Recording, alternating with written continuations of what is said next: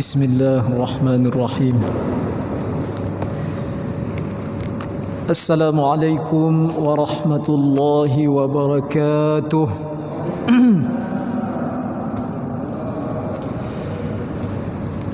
Alhamdulillahi rabbil alamin.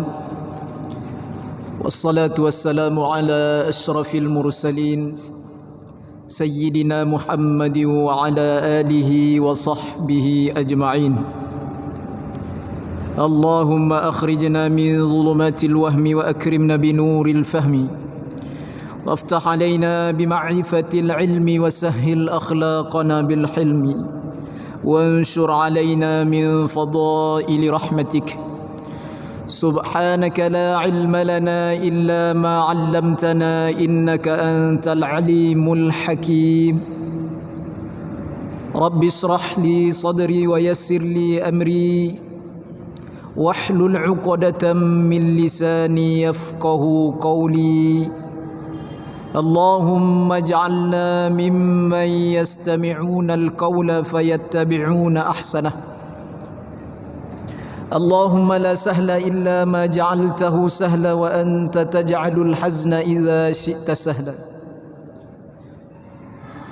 اللهم إنا نعوذ بك من البرص والجنون والجزام وسيء الأسقام. Senantiasa kita bersyukur kepada Allah Subhanahu wa taala Jalla wa ala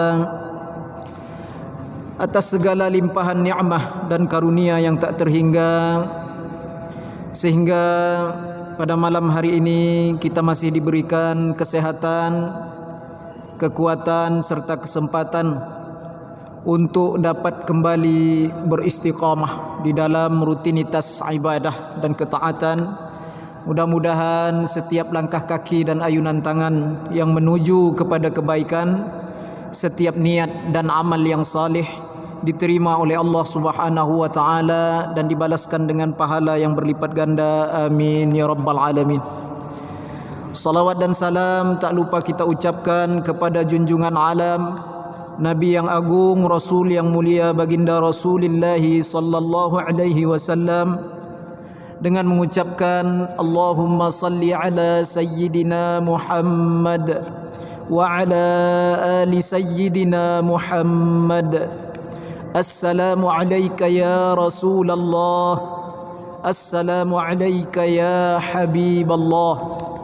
Mudah-mudahan dengan senantiasanya kita bersalawat kepada beliau dan mengikuti sunnah-sunnahnya, insya-Allah kelak kita mendapatkan syafaatnya di hari yang mana tiada seorang nabi pun yang dapat memberikan syafaat kecuali syafaat yang datang melalui baginda Rasulullah sallallahu alaihi wasallam. Hadirin wal hadirat, Bapak Ibu rahimani wa rahimakumullah. Kita lanjutkan kembali kajian kitab hadis Riyadhus Shalihin. Pada pertemuan kali ini kita akan membahas bab seterusnya tentang babun nahyi 'anit tatayyuri. Bab ini membahas tentang larangan merasa-rasa mendapatkan kesialan atau kemalangan. Sekali lagi, bab ini membahas tentang larangan merasa-rasa akan mendapatkan kesialan atau kemalangan.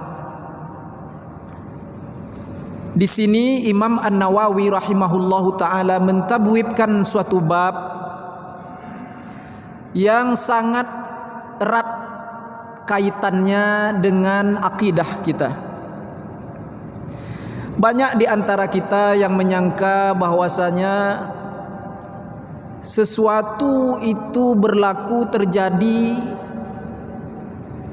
dengan sendirinya, tanpa izin Allah Subhanahu wa taala. Ini adalah akidah yang sangat-sangat menyalah. Banyak di antara kita yang meyakini bahkan sesuatu itu bisa berlaku dengan sendirinya. Maka dibuatlah bab oleh Imam An-Nawawi rahimahullahu ta'ala, suatu bab yang sangat erat kaitannya dengan akidah. Maka mudah-mudahan dengan mempelajari bab ini pada malam hari yang mulia ini, Allah subhanahu wa ta'ala tambahkan kepada kita kefahaman di dalam agama. Mudah-mudahan Allah meluruskan akidah dan tauhid kita. Hadirin wal hadirat rahimani wa rahimakumullah. Di dalam hal ini Allah subhanahu wa ta'ala berfirman di dalam surah Ali Imran ayat yang ke-145. A'udzu billahi minasy syaithanir rajim. Wa ma kana li nafsin an tamuta illa bi idznillah kitaban muajjala. Allah subhanahu wa ta'ala berfirman, wa ma kana li nafsin, maka tiadalah berlaku atau meninggal, mati seseorang itu tanpa izin Allah subhanahu wa ta'ala. Kitaban muajjala, sesuatu ketentuan yang sudah tetap. Karena yang namanya kematian, jauh-jauh hari kemarin kita telah membahas, dianya termasuk di dalam takdir mabram. Kemarin sudah kita bahas takdir ada dua. Takdir yang dapat berubah-ubah dengan sebab sesuatu amalannya, dengan sebab sesuatu doa, dengan sebab sesuatu ikhtiar. Namun ada jenis takdir yang kedua, yakni takdir mabram atau mubram, takdir yang tidak bisa diotak-atik, takdir yang tak bisa berubah-ubah dengan sebab apapun. Semustajab apapun doanya, sehebat apapun amalannya, sesoleh apapun orangnya, maka takkan dapat merubah takdir yang mubram ini. Maka takdir mubram itu adalah kematian. Salah satunya kematian. Maka Allah subhanahu wa ta'ala katakan, wa ma kana li nafsin an tamuta illa biiznillah kitabam muajjala. Maka tidaklah mati seseorang itu, tidaklah diwafatkan seseorang itu tanpa izin Allah subhanahu wa ta'ala. Dan itu telah ditetapkan di dalam suatu takdir yang tak dapat diubah-ubah lagi. Hadirin wal hadirat yang dimuliakan oleh Allah subhanahu wa ta'ala. Maka di dalam ayat ini kita sudah dapat memahami bahwasanya tak ada yang berlaku, tidak ada yang terjadi, hatta sehingga satu butir pasir yang bergeser di dasar lautan sekalipun tanpa izin Allah subhanahu wa ta'ala. Maka kita masuk pada hadis selanjutnya. Qala al-musannif rahimahullahu ta'ala wa nafa'ana bihi wa bi barakatihi wa bi ghaziri ulumihi fid dharain amin. Fihi al-ahadits fil bab qablahu. Maka tentang bab ini juga telah diceritakan oleh beberapa hadis yang telah lalu, kata Imam An-Nawawi. Maka hadis selanjutnya, hadis yang ke-1674. Wa an Anas radhiyallahu anhu qala, dari Anas radhiyallahu anhu yang Allah meridai, qala, Anas berkata, qala Rasulullah sallallahu alaihi wasallam, Rasulullah sallallahu alaihi wasallam bersabda, la adwa wa la tiyarata wa yu'jibunil fa'lu. Rasulullah sallallahu alaihi wasallam bersabda, la adwa, tidak ada penyakit yang bisa menular, kata Rasulullah. La adwa, tidak ada penyakit yang dapat menular. Apa maksudnya? tak ada penyakit, virus, wabah yang bisa menular dengan sendirinya. Itu yang dimaksudkan Rasulullah. Sebahaya apapun dia, sehingga menatap matanya pun tak boleh, karena dikhawatirkan menular. Wah, itu bahaya sekali itu Pak.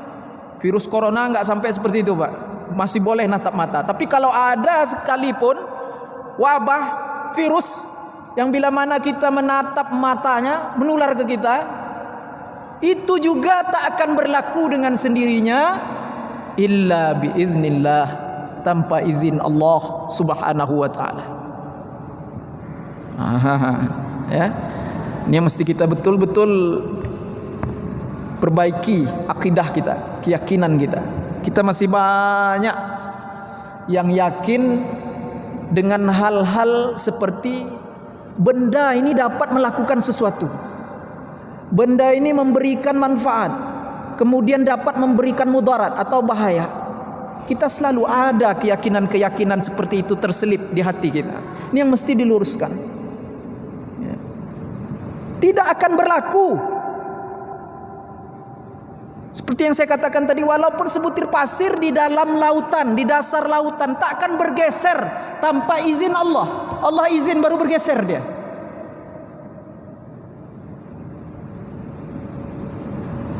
Kemudian Rasulullah katakan wala tiarah. Tak ada penyakit yang dapat menular dengan sendirinya, dan wala tiarah, dan tidak ada yang namanya sial, kata Rasulullah. Sial. Orang kita Pak selalu merasa kesialan. Islam, ditanya Islam. Udah haji, udah bolak-balik haji, umrah bolak-balik, tapi masih ada terselip di dalam hati merasa kesialan. Dia pulang dari perjalanan, kemudian sebelumnya dia lewat di depan rumah angker, ya, yang ditinggal kosong beratus-ratus tahun. Sampai ke rumah sengal-sengal tulangnya, sakit-sakit badan, demam 3 hari 3 malam. Ini gara-gara lewat di depan rumah angker. Ya, ini kesialan. Ini juga dilarang. Merasa seperti ini dilarang. Sampai-sampai meyakini hal-hal seperti itu, hati-hati, bisa menjerumuskan kita kepada kesyirikan. Tak sedikit nih, ya, di kalangan kaum muslimin yang masih meyakini hal-hal seperti ini, yang namanya sial itu. Kalau masuk di daerah itu mesti klakson dulu. Kalau ndak klakson nanti tabrakan, masuk ke jurang. Rasulullah telah sampaikan kepada kita bekal doa pemagar diri, telah diajarkan oleh Rasulullah SAW dari hadis-hadis yang sahih. Karena sering berlaku di situ kejadian seperti itu, sehingga keyakinannya cenderung ke situ, kemudian membuat hatinya yakin dengan hal seperti itu. Ini Bapak Ibu yang dimuliakan oleh Allah Subhanahu wa taala. Inilah akidah yang mesti kita luruskan. Tak perlu diklakson-klakson. Tak perlu diklakson-klakson. Ngabiskan baterai aki aja tuh. Baca doa masuk aja lah. Rasulullah tinggalkan doa. Rasulullah ajarkan doa kepada kita, amalkan.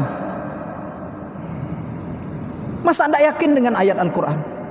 Allah yang menyampaikan, wa kana li nafsin an tamuta illa biiznillah.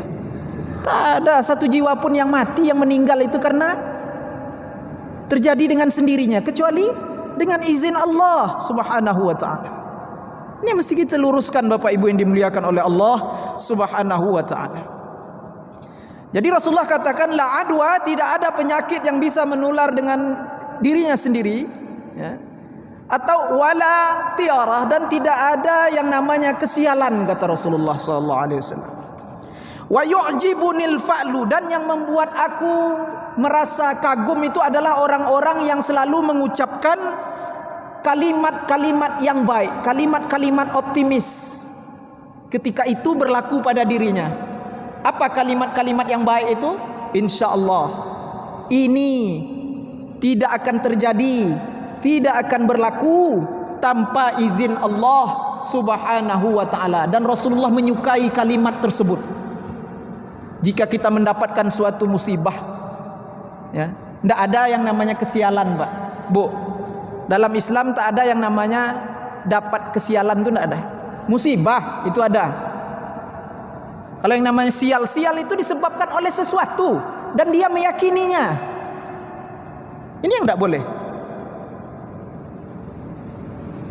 Bapak Ibu yang dimuliakan oleh Allah Subhanahu wa taala, wa yu'jibunil fa'lu, kata Rasulullah, dan aku kagum melihat orang-orang yang bila mana mendapatkan ujian, musibah, kemudian dia berkata atau dia meyakini di dalam hatinya, dia mengucapkan tidak ada yang berlaku tanpa seizin Allah Subhanahu wa ta'ala. Apapun yang terjadi, selalu kita yakini seperti itu. Ucapkan kata-kata yang baik seperti itu, agar akidah kita tetap lurus, tak melenceng.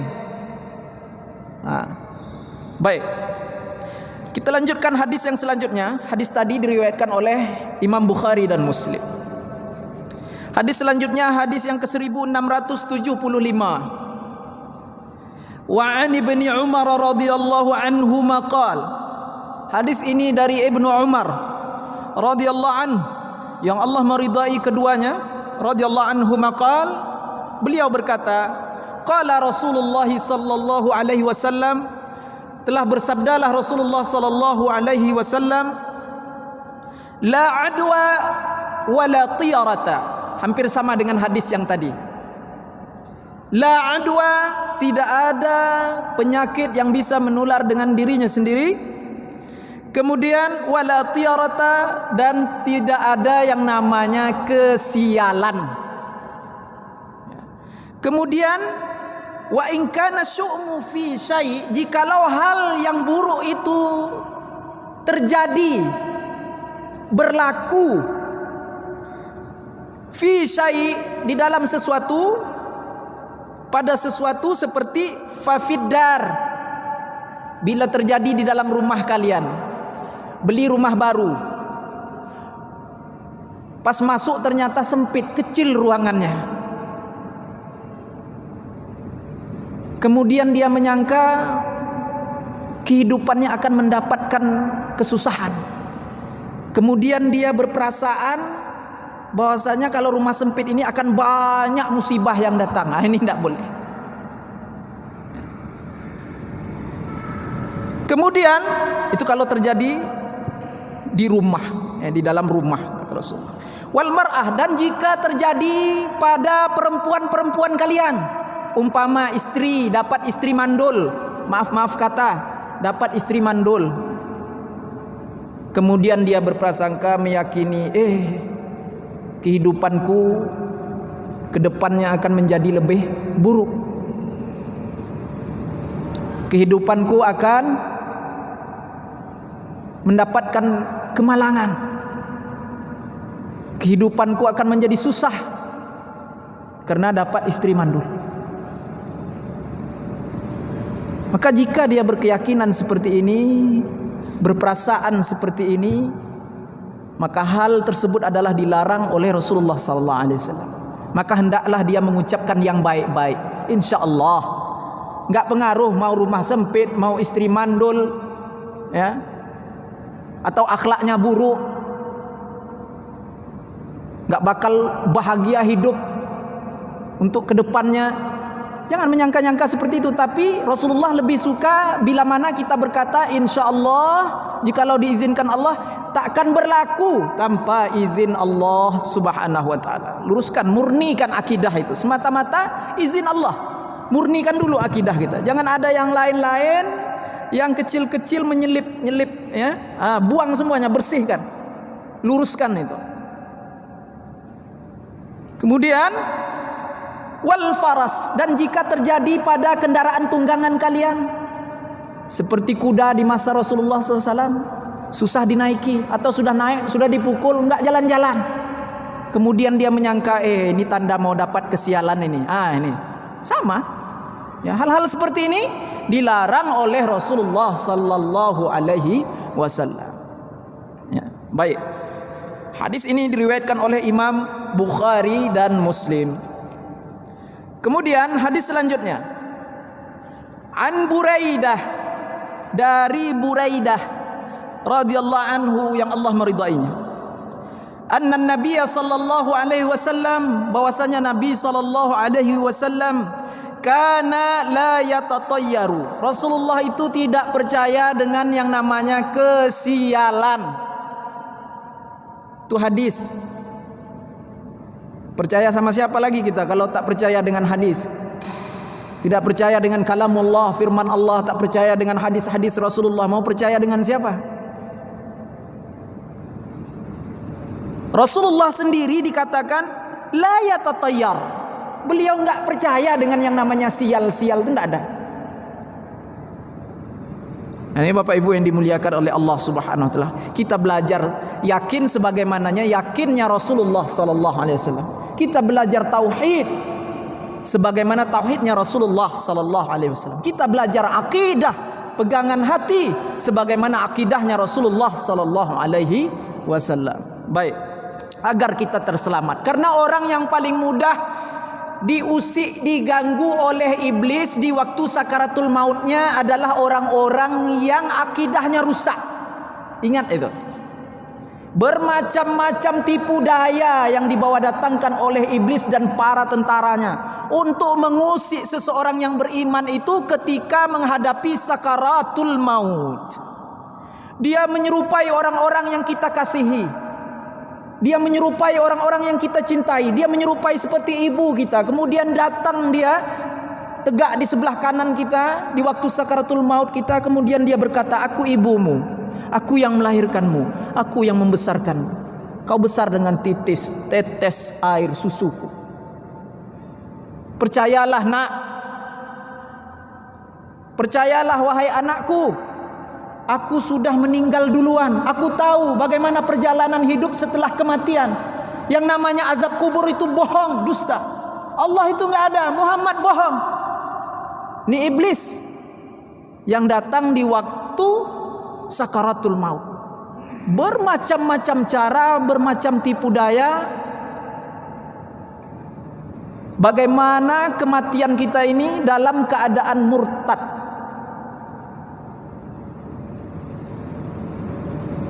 Maka orang yang paling mudah Bapak Ibu dirasuki oleh iblis nanti di waktu sakaratul mautnya itu adalah orang-orang yang akidahnya syubhat. Akidahnya itu kesamaran, enggak jelas. Minum air. Ini keseharian saja dulu.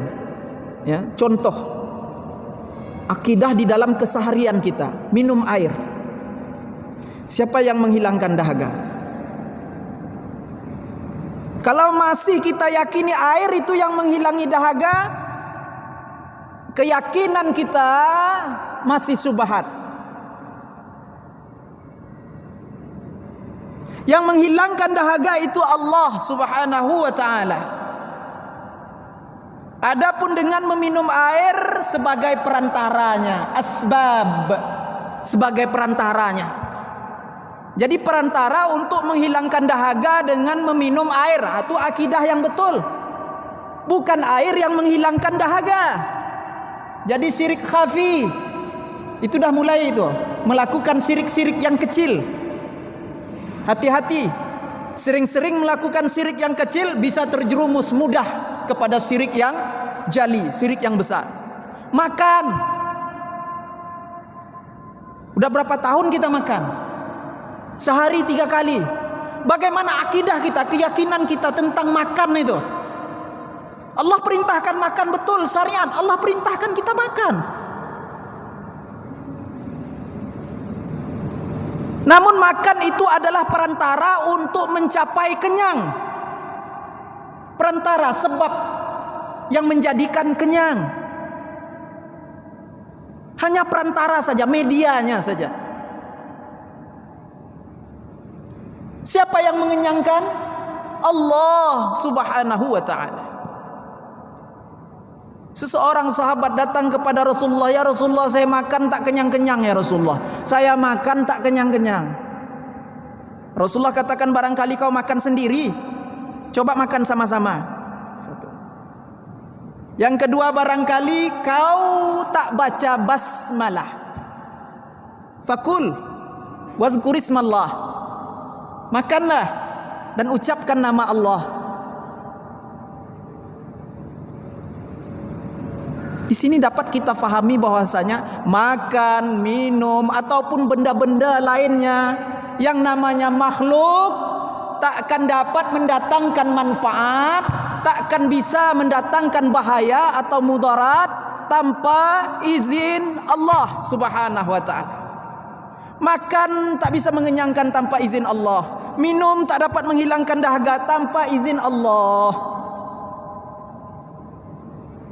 Maka inilah Bapak Ibu yang dimuliakan Allah yang mesti kita selalu perbaiki terus. Akidah penting sekali. Jangan sampai kita menduakan Allah, artinya bersekutu dengan Allah Subhanahu wa taala. Allah suruh kita berusaha, bekerja, disuruh syariat, Al-Quran memerintahkan.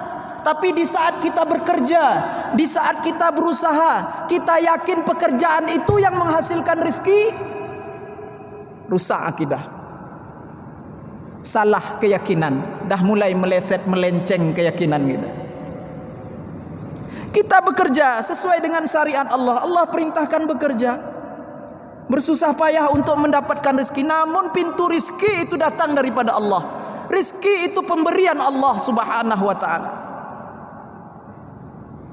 Sesusah payah macam mana pun kita, pergi pagi pulang malam, peras keringat banting tulang. Kalau Allah sudah izinkan sekian, ya mesti sekian. Kalau Allah sudah tetapkan sekian, ya mesti sekian. Tapi rezeki ini Bapak Ibu, dia termasuk di dalam takdir yang muallak. Takdir yang saya sampaikan tadi ada dua macam. Rezeki ini dia termasuk di dalam takdir muallak. Apa itu Pak Ustaz? Dia bukan takdir yang tetap. Rezeki itu bisa berubah sewaktu-waktu dengan sebab amalan seseorang. Rajin baca Yasin, rajin dia salat isyraq, rajin dia duha, rajin dia istighfar. Istighfar salah satu pembuka pintu rezeki Bapak Ibu. Maka di saat kita merasa sepertinya rezeki udah agak susah ini, udah mulai resah, beristighfarlah kata Rasulullah sallallahu alaihi wasallam. Karena sebab rezeki itu lambat datang, kata orang Minang awak sarek. Karena seratnya rezeki itu kata Rasulullah disebabkan apa? Disebabkan dosa. Disebabkan dosa. Maka dalam satu hadis sahih Rasulullah katakan, "Man aksara listighfara." Barang siapa yang memperbanyak istighfar, astaghfirullahalazim min kulli dzambin wa atubu ilaih. Saya ijazahkan istighfar ini yang kami dapat daripada guru ke guru. Astaghfirullahalazim, aku meminta ampun kepada Allah yang Maha Agung. Min kulli dzambin, dari setiap dosa yang aku lakukan. Wa atubu ilaih, dan aku bertaubat kepadanya. Silakan diamalkan. Saya ijazahkan. Astaghfirullahalazim min kulli dzambin, tambahan sedikit. Ada tambahan sedikit saja. Astaghfirullahalazim min kulli dzambin wa atubu ilaih. Coba diamalkan Bapak Ibu. 100 pagi, 100 petang sebagai pemula untuk diistiqomahkan.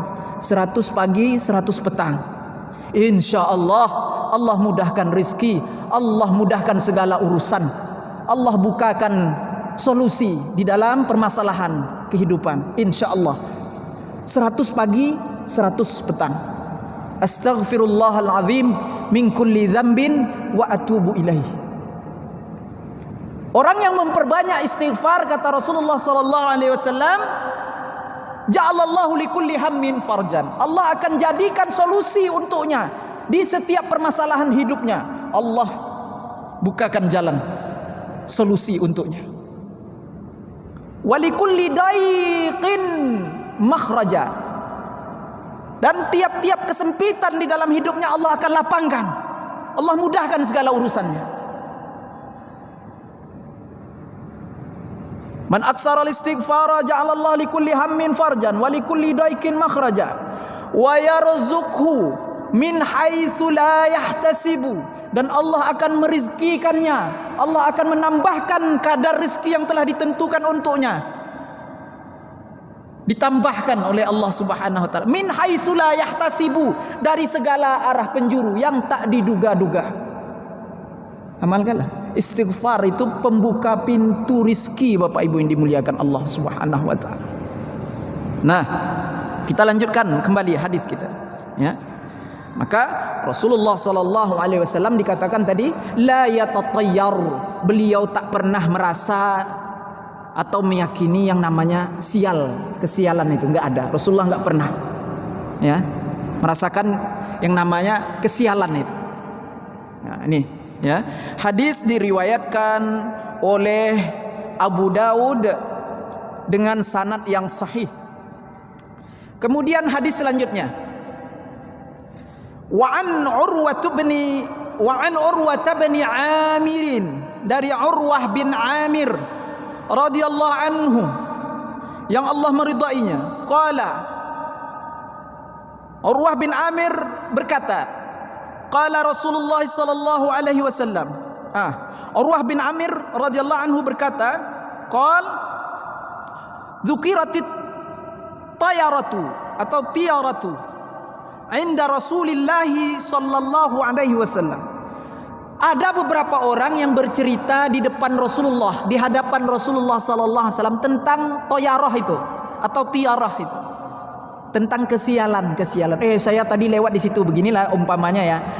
Tadi saya lewat di sana, pas pulang sakit-sakit badan saya, demam saya. Mungkin karena lewat di simpang tadi itu. Ada orang dulu di masa Rasulullah bercerita-ceritalah tentang kesialan seperti itu di hadapan Rasulullah sallallahu alaihi wasallam. Kemudian Rasulullah sallallahu alaihi wasallam bersabda, faqal ahsanuhal fa'lu. Ucapan yang lebih baik daripada ini, kata Rasulullah, adalah al-fa'lu. Apa itu? Kalimatun thayyibatun, kalimat yang lebih bermanfaat, kalimat-kalimat yang baik, kalimat-kalimat yang memotivasi, kalimat-kalimat optimis. Apa itu? Insya Allah tidak akan pernah berlaku, takkan ada yang terjadi sesuatu apapun tanpa izin Allah Subhanahu wa taala. Itu yang dimaksudkan kalimat yang baik-baik. Atau membaca doa. Ini ada doa yang diajarkan oleh Rasulullah SAW. Jangan khawatirkan yang namanya sial lewat di persimpangan. Jangan dikhawatirkan yang namanya sial lewat di depan rumah kosong, rumah angker. Indah doci Allah itu dah. Illa biiznillah, tanpa izin Allah Subhanahu wa taala.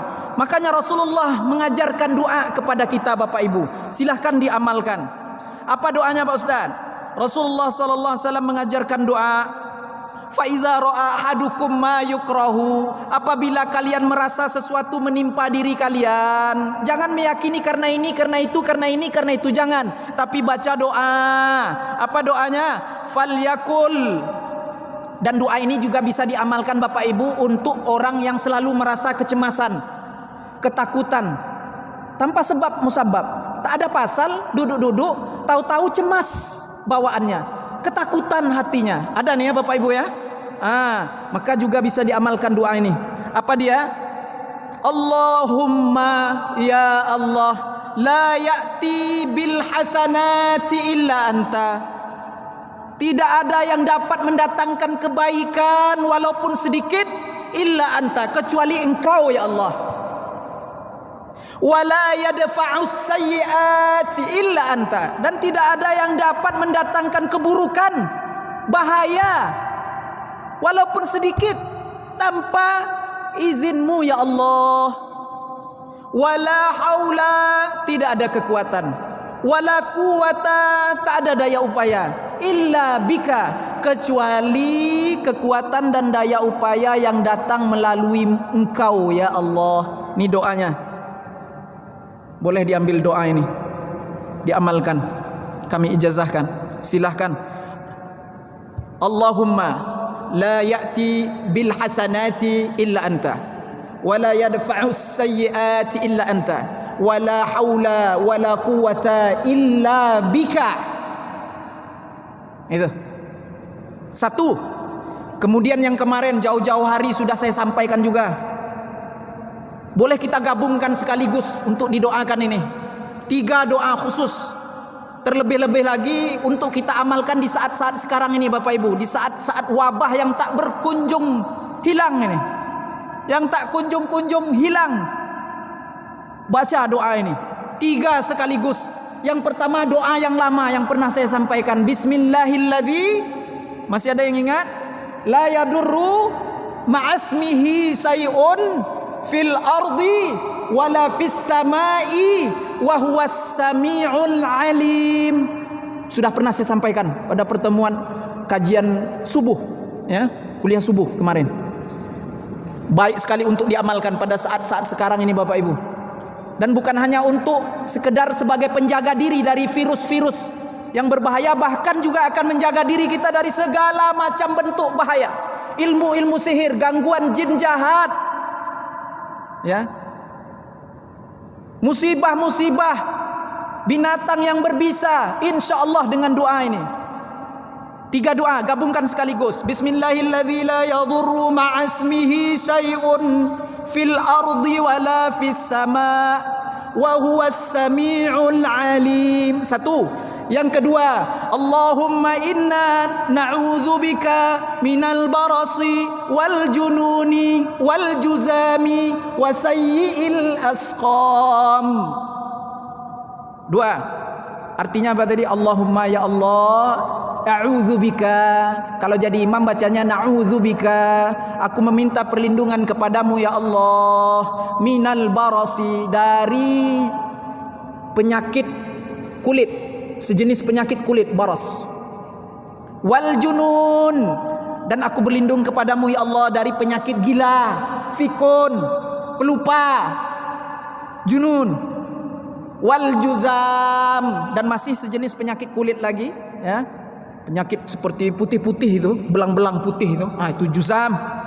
Wasayyi'il asqam, dan aku meminta perlindungan kepadamu ya Allah dari sekalian penyakit virus yang berbahaya. Itu doa yang kedua digabungkan. Kemudian yang ketiga doa yang tadi, Allahumma ya Allah la ya'ti bil hasanati illa ant. Ya Allah ya Tuhanku, tak ada yang dapat mendatangkan kebaikan walaupun sedikit kecuali Engkau, kecuali atas izinmu. Wala yadfa'us sayyi'at, dan tak ada yang dapat menolak keburukan illa ant, kecuali atas izinmu. Wala haula wala, tak ada kekuatan, tak ada daya upaya, illa bika, kecuali kekuatan dan daya upaya yang semata-mata datang dari Allah Subhanahu wa ta'ala. Luruskan akidah. 3 doa ini Bapak Ibu yang dimuliakan Allah, dibaca setelah salat 5 waktu, diistiqomahkan. Setelah salat 5 waktu, wirid segala macamnya, kemudian doa, jangan tinggalkan 3 doa ini. InsyaAllah Allah jaga kita. Inilah penjaga kita yang diajarkan di dalam syariat, yang disampaikan, yang diwariskan oleh Rasulullah sallallahu alaihi wasallam untuk kita. Bukan azimat, bukan yang dikalung-kalungkan, bukan yang digantung-gantungkan, bukan yang ditempel-tempelkan di rumah. Kecuali itu ayat Al-Quran ya. Kemudian dia bertabarruk dengannya, boleh, tidak masalah. Ya, meminta berkah saja. Ya Allah, berkah ya. Dengan berkah ini aku meminta kepadamu ya Allah. Jadi intinya tetap meminta kepada Allah. Dia tuliskan Al-Fatihah, ditempelkannya di rumahnya, kemudian dia meminta kepada Allah, ya Allah, dengan berkah surah Al-Fatihah ini ya Allah, aku meminta berkahnya kepadamu ya Allah. Mudahkanlah rizkiku ya Allah, mudahkan segala urusanku ya Allah. Tenangkan hatiku ya Allah, cukupkan hatiku ya Allah, qanaahkan hatiku ya Allah. Minta dengan berkat Al-Fatihah, tapi mintanya kepada Allah. Itu tidak apa-apa. Intinya jangan kita berhajat meminta kepada sesuatu yang tak dapat memberikan faidah, tak dapat memberikan manfaat dan mudarat tanpa izin Allah. Jadi Bapak Ibu yang dimuliakan Allah, makhluk, kedukun kita, dukun itu makhluk, menggantung-gantungkan azimah itu makhluk. 7 warna benang, 7 rupa kembang, dibungkus, diikat, digantungkan, umpama makhluk. La yadurru wa la yanfa'u illa biiznillah. Dia tak bisa memberikan manfaat mudarat tanpa izin Allah. Nyatanya berlaku kok Pak Ustadz, Allah izin. Bukan karena benda itu, bukan karena azimah itu, Allah izin. Begitu keyakinan kita sebagai orang yang beriman kepada Allah dan Rasulnya. Jikalaupun memang dengan dia memegang benda-benda itu kemudian berlaku di atas dirinya, maka itu berlaku atas izin Allah, bukan dikarenakan benda tersebut. Itu mesti kita luruskan. Hati-hati. Ini Bapak Ibu yang dimuliakan oleh Allah Subhanahu wa taala, murnikan akidah kita, luruskan tauhid kita, betulkan keyakinan kita kepada Allah Subhanahu wa taala. Mudah-mudahan pada akhir hayat kita, di waktu sakaratul maut kita, dimudahkan oleh Allah Subhanahu wa taala. Karena orang yang selamat di saat menghadapi sakaratul maut adalah orang-orang yang murni tauhidnya, hanifan muslimah, lurus suci akidahnya, keyakinannya semata-mata kepada Allah Subhanahu wa taala. Insyaallah nanti kita lanjutkan lagi di pertemuan yang akan datang. Lebih dan kurang saya mohon maaf. Wa ma taufiqi illa billah wa ilaihi unib. Assalamualaikum warahmatullahi wabarakatuh. Subhanakallah.